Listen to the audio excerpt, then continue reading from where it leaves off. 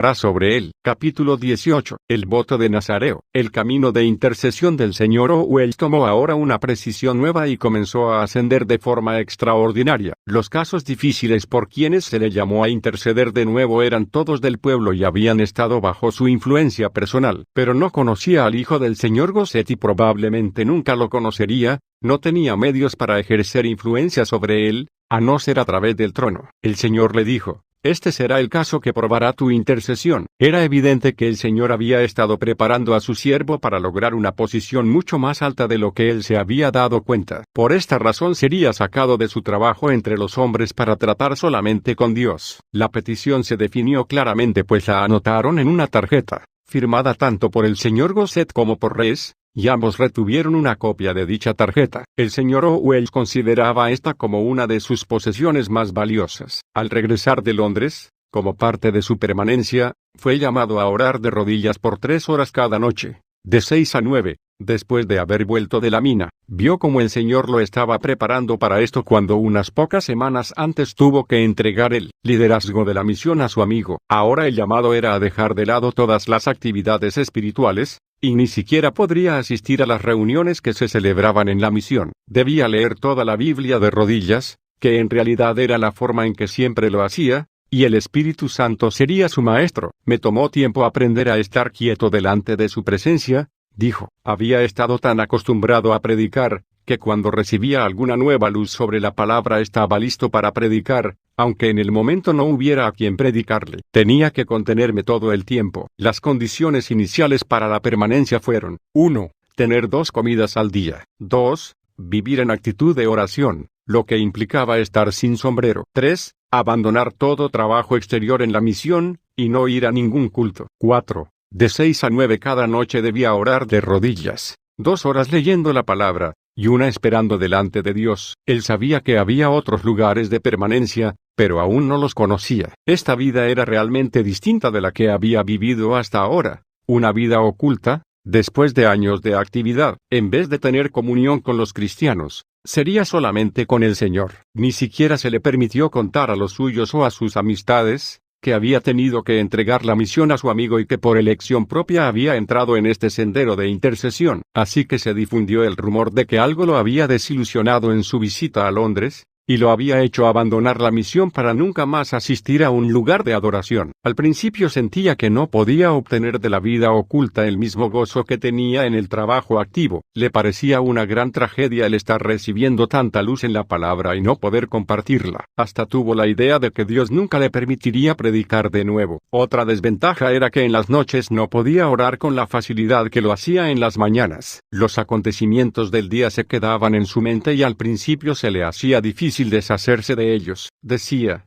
aunque estemos lejos de otros, es muy difícil silenciar las voces del ego. Pero después de un tiempo, el Señor me llevó al lugar donde, al momento en que cenaba a la puerta a las 6 en punto, dejaba el mundo afuera y tenía acceso a la presencia de Dios. Era una comunión perfecta. El Señor le dijo luego que debía estar dispuesto a ser llevado por él a cualquier posición que los profetas o los apóstoles tomaron. Vi cómo fue descargada sobre Ezequiel la iniquidad de la nación, dijo, pero no sentía miedo de ser probado en cuanto a comida como él lo fue. Tampoco temía a Jeremías, pero sí a Isaías. Nunca hubo un profeta como aquel hombre. Fue un hombre de calidad, y uno de los mejores escritores. Vi cómo lo había humillado el Espíritu Santo en el trabajo que lo llamó a hacer. Isaías 20. El único consuelo que tenía era que al comenzar a leer desde Génesis, pasarían como 2 meses antes de llegar a Isaías. Pero mucho antes, encontré algo más a lo que no pude escapar. No había sido probado en el Génesis, pero llegué a número 6 2.26, el hombre o la mujer que se apartare haciendo voto de Nazareo. Durante todo el tiempo de su voto no pasará navaja sobre su cabeza.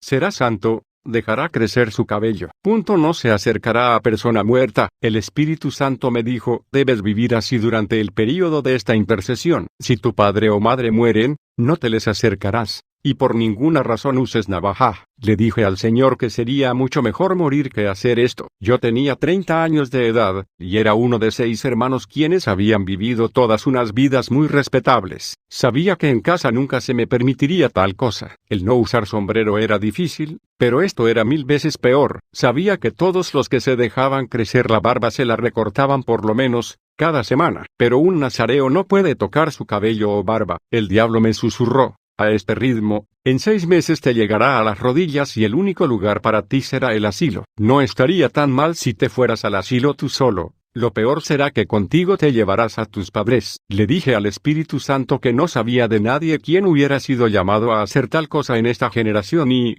¿cómo podría hacerlo yo? Pero, como siempre, él insistió en llegar a la verdadera razón para mi falta de voluntad. Las excusas nunca serían válidas para él. Dime la verdad, dijo, apóstrofe. ¿Por qué no estás dispuesto a andar como Samuel y Juan el Bautista? Respondí, debido a mis padres. ¿Quieres que les lleve a la tumba o a un asilo? En realidad pensé que esta era mi razón, pero el Señor me dijo, pon a tus padres en la cruz. Cuando yo, la mayor víctima que el mundo jamás ha conocido, colgaba de la cruz, mi madre estaba entre la multitud mirando. Dime la verdadera razón por la cual no estás dispuesto a hacerlo. Entonces le dije, la verdadera razón es el que dirán. Es demasiado para mí, exactamente, y esa es mi razón para que lo hagas. Si no hay mundanalidad en ti, ¿cómo puede influenciarte el mundo? ¿Puede el mundo influenciar un muerto? Serás un nazareo hasta que todo esto sea quitado de ti. También agregó, apóstrofe. ¿Acaso no es la barba más natural para un hombre que el afeitarse? Tuve que admitir que lo era, pero le dije al Señor, me fue muy difícil llevar vagabundos a casa, pero que yo sea un vagabundo. Sé que mis hermanos no querrán convivir conmigo. Déjame ir a hospedajes, pero me respondió, no, debes pasarlo en casa. Antes de obtener esta posición debe ser quebrantado todo afecto natural, cada lazo tierno, hasta que las almas de los demás lleguen a ser para ti como las de tus seres queridos. Apóstrofe. Sabía que tendría que hacerlo, pero necesitaría su ayuda. ¿Cuánto la necesitaba ahora? Tenía unos pocos días de gracia antes de que sus familiares, o el mundo exterior notaran la ausencia de la navaja. Debía prepararse para el efecto que causaría sobre ellos. Todo esto estaba sucediendo solamente unas pocas semanas después de las aparentes perspectivas para su vida por medio de la invitación a Londres. El padre del señor Gosset era un amigo personal del rey Eduardo V, y la visita de Reyes a la casa de Gosset fue todo un acontecimiento para la vida de él. Hubo noticias de ello en el periódico local y Reyes sabía que provenía de su padre. Era absolutamente correcto que la gente viera que una persona con el Espíritu Santo podía estar en compañía tanto con señores de alta sociedad como con vagabundos. Sus padres estaban realmente orgullosos de él, y esperaban que tales puertas se siguieran abriendo. En todos los caminos extraños por los cuales había sido guiado en los meses anteriores, ellos nunca habían dudado de su sinceridad, su única objeción era que llevaba las cosas demasiado lejos. Pero, ahora, sería su locura suprema. Lo primero que notaron fue que no salía en las noches como de costumbre y pensaron que algo andaba mal en la misión. Luego vieron que no salió de su habitación los domingos. Sus padres se quedaron en vez de ir a la capilla ese día, y él podía oírlos susurrando. ¿Qué le ha pasado? ¿Fue decepcionado en su visita a Londres? Finalmente, cuando notaron que no se había afeitado y que estaba pasando todo el tiempo en su habitación, pensaron que había llegado a lo peor. Bebí esa copa hasta el fondo, dijo el señor Owens. Me costó hacer esto a mis padres y ellos habrían hecho cualquier cosa por evitar que yo fuera un fracaso abierto ante los ojos del público. Cuánto deseaba darles una palabra de explicación. Hubiera sido un alivio, pero no. El camino a seguir era. No abrió su boca. Esto fue tan doloroso para mí como mi muerte ante el mundo exterior. Fue una gran muerte. Era el tema de conversación en el pueblo. A la carne no debería ahorrársele dolor en ningún punto. Muchos pensaron que mi apariencia exterior era el resultado del fracaso, pero no podían detectar dónde había fracasado. Hasta mis ropas en ese tiempo eran como para hacer a los míos avergonzarse de mí, porque el Señor me había hecho regalar lo mejor y quedarme solamente con un traje. Durante las 2 primeras semanas no tuve victoria, e ir al trabajo era la experiencia más dolorosa. Cuando caminaba con Will Battery, años antes, la gente volteaba a mirar con asombro y yo me sonrojaba. Yo nunca había visto a un hombre como él sin afeitarse nunca, con el cabello largo, los cordones de los zapatos sueltos. Pensé en aquel entonces, me ruborizo de caminar con él, pero si yo tuviera que tomar su lugar. Había recordado cómo el Salvador tomó su lugar, murió su muerte y puso toda esa desgracia sobre su propia familia terrenal, mientras que yo estaba sensitivo y sonrojado por apenas estar con él. Entonces pensé lo siguiente, algún día tendrás que caminar así, y ahora estaba teniendo que hacerlo. Si siquiera me ruborizaba cuando pasaba delante de ciertas personas, El espíritu me hacía devolverme y caminar frente a ellos de nuevo. Me vigilaba en cada punto hasta que me torné tan muerto como una persona que realmente ha dejado de existir. Solamente el valor de un alma perdida era lo que me obligaba a hacerlo. La crítica que recibía no era solamente del mundo, pues mucha provenía de gente religiosa. Aseguraban que estaba yendo demasiado lejos. Habían profetizado esta caída y ahora había acontecido. Era la experiencia del Salmo 69 2.8. Extraño he sido para mis hermanos, y desconocido para los hijos de mi madre. Y la razón fue dada en el versículo siguiente, porque me consumió el celo de tu casa,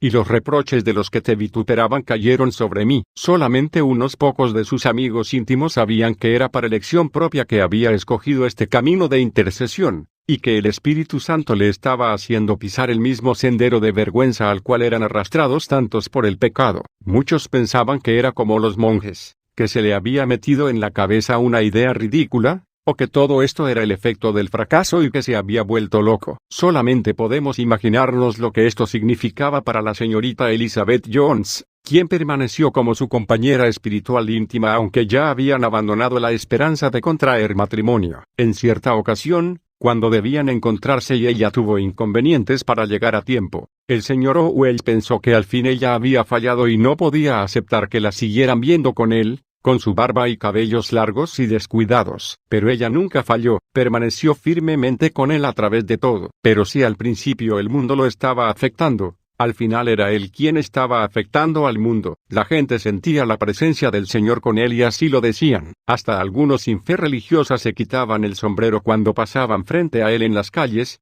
y un hombre viejo acostumbraba a decir a las gentes: tomen nota de mis palabras, ahí va un Juan Bautista moderno. Hay evidencia del efecto que él ejercía sobre el distrito. Un hombre, quien no le conocía, preguntó al recolector de boletos de tren que donde vivía el hombre que tenía el Espíritu Santo, y le indicaron cómo encontrar al señor Owens. Su comentario sobre esta prueba fue: en 2 semanas tuve la victoria y me volví muerto a la influencia del mundo. Fue como dijo Pablo, porque esta leve tribulación momentánea produce en nosotros un cada vez más excelente y eterno peso de gloria. 2 Co.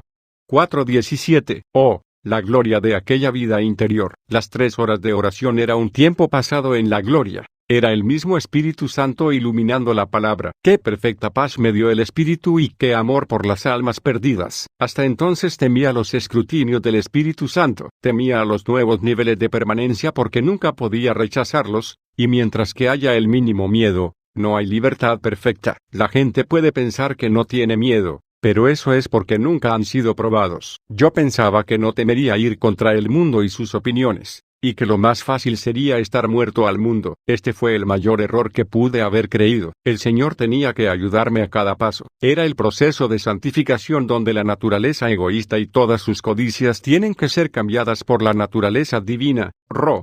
6:2.6, 2p. 1:2.4. Yo disminuía cada día, y él crecía. Cuando pasaba las pruebas, sentía como si estuviera en el mismo cielo, en su gloria. Después de caminar 6 meses como un nazareo, el Señor le dio la seguridad de que la intercesión había sido obtenida y entró en una libertad maravillosa en la presencia de Dios. Inmediatamente fue a decirle a su madre que estaba libre y que podría afeitarse. Ella se sintió tan llena de gozo que lo único que podía decir una y otra vez era: gracias a Dios. En la correspondencia entre él y el señor Gosset durante los meses siguientes, hubo numerosas referencias, de ambos, a la seguridad en cuanto a su petición. Las únicas indicaciones inmediatas a su respuesta eran que el hijo cambió su forma de vivir, cumplió su término y abandonó el ejército yéndose al Canadá como granjero. No fue sino hasta que pasaron 12 años que el señor Owell recibió la noticia acerca del resultado pleno de la intercesión. Llegó una carta del señor Edgar Faithfull, secretario de la Misión General del África del Sur, escrita el 3 de agosto de 1921,